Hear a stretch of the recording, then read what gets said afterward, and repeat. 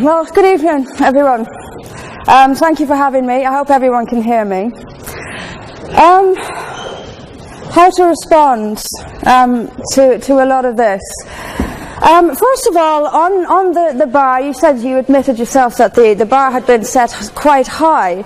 I would suggest, though, that the burden of proof is on the proposer rather than on us. It quite clearly says Islam is a religion of peace.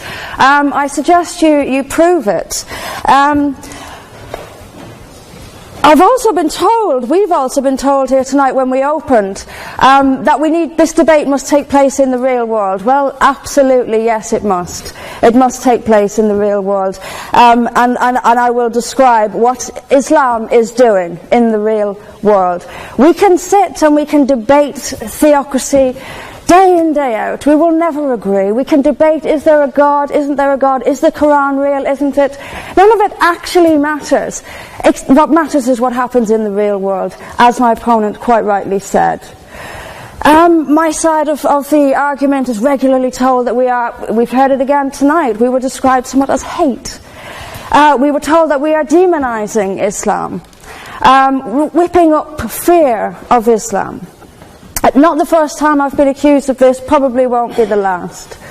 But let me just say, and let's take this into the real world as we've been advised to do. Let me tell you what actually whips up fears of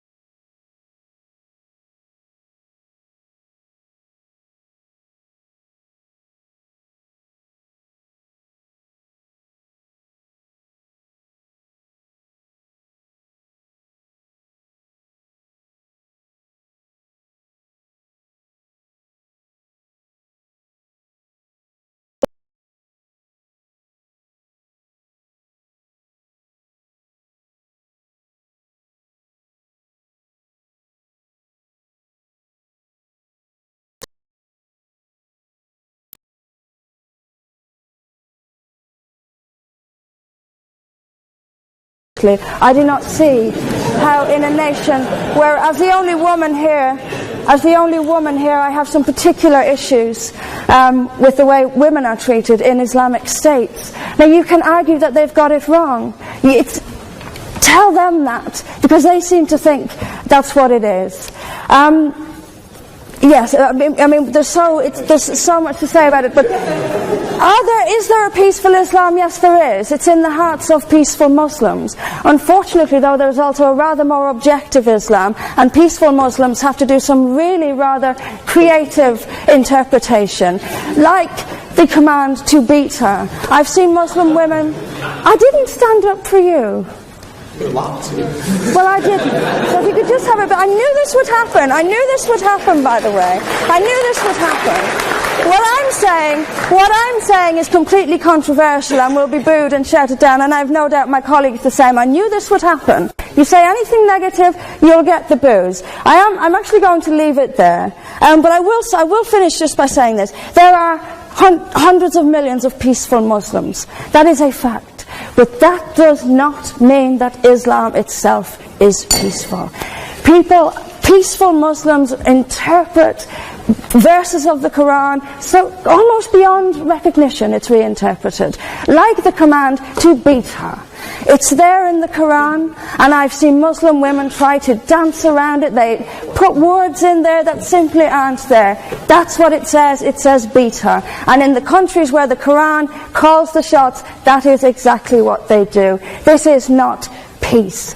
This is not justice. Islam is not a religion of peace, as the evidence shows us. Thank you. Thank you very much, Mr. President. Ladies and gentlemen, good evening. Assalamu alaikum. Lovely to see you all here tonight.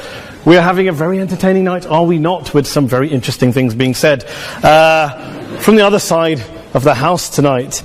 Let me begin by saying, as a Muslim, as a representative of Islam, I would consider myself an ambassador for Islam, a believer in Islam, a follower of Islam and its Prophet. So, in that capacity, let me begin by apologising to Anne-Marie for the Bali bombings. I apologise for the role of my religion and me and my people, for the killing of Theo van Gogh, for 7/7. Yes, that was all of us. That was Islam, that was Muslims, that was the Quran.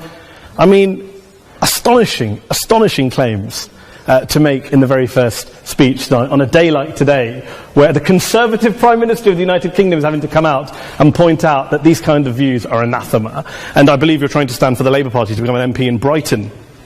If you do, and you make these comments, I'm guessing you'll have the whip withdrawn from you, but then again, UKIP's on the rise, they'll take you, the BNP, they might have something to say about your views. This is what Mehdi Hassan always does. By the way, just on a factual point, since we heard a lot about the second speaker, about how backward we Muslims all are, on a factual point, you said that Islam was born in Saudi Arabia. Islam was born in 610 AD. Saudi Arabia was born in 1932 AD. So you were only 1,322 years off. Not bad? Not bad start there. Talking of maths, by the way, a man named Al-Khwarizmi was one of the greatest mathematicians of all time, a Muslim, worked in the golden age of Islam. He's the guy who came up with not just algebra, but algorithms. Without algorithms, you wouldn't have laptops. Without laptops, Daniel Johnson tonight wouldn't have been able to print out his speech in which he came to berate us Muslims for holding back the advance and intellectual achievements of the West, which all happened without any contribution from anyone else other than the Judeo-Christian people of Europe. In fact, Daniel David Levering, the author of the Pulitzer Prize-winning historian and author of The Golden Crucible, points out that there would be no Renaissance, there would be no Reformation in Europe without the role played by Ibn Sina and Ibn Rushd and some of the great Muslim theologians, philosophers, scientists in bringing Greek texts to Europe. As for this being our university, I will leave that to the imagination as to who is our and who is there. I studied here too. An astonishing set of speeches so far making this case tonight. A mixture of just cherry-picked quotes, facts and figures, self-serving, selective, a farrago of distortions, misrepresentations, misinterpretations, misquotations. Daniel talked about my article in the New Statesman, which got me a lot of flack, where I talked about the anti-Semitism that is prevalent in some parts of the Muslim community, which indeed it is. Of course, I didn't say in that piece that it was caused by the religion of Islam. In fact, modern anti-Semitism in the Middle East was imported from, finish the sentence, Christian, Judeo-Christian Europe, where I believe some certainly bad things happened to the Jewish people. In fact, Tom Friedman, Jewish-American columnist in the New York Times, told me in this very chamber last week that he believed, had Muslims been running Europe in the 1940s, 6 million extra Jews would still be alive today. So I'm not going to take lessons in anti-Semitism from someone who's here to defend the Judeo-Christian values of a continent that murdered 6 million Jews. Moving swiftly on. Yes. Absolutely. Well, I'm about to make that point. No, I'm about to make that point. You're right. I agree with you.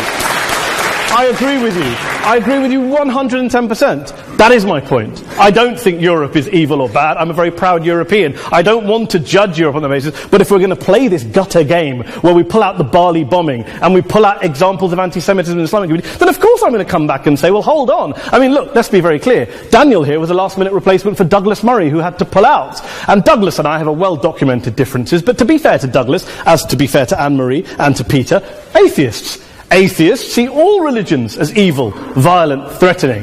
What the problem I have with Daniel's speech is that Daniel comes here to run this robust defense of Christianity, forgetting that his fellow Christians, people who said they were acting in the name of Jesus, gave us the Crusades, the Spanish Inquisition, the anti-Jewish pogroms, European colonialism in Africa and Asia, the Lord's Resistance Army in Uganda, not to mention countless arson and bomb attacks on abortion clinics in the United States of America to this very day. I would like a little bit of humility from Daniel first before he begins lecturing other communities and other faiths on violence, terror and intolerance. But, no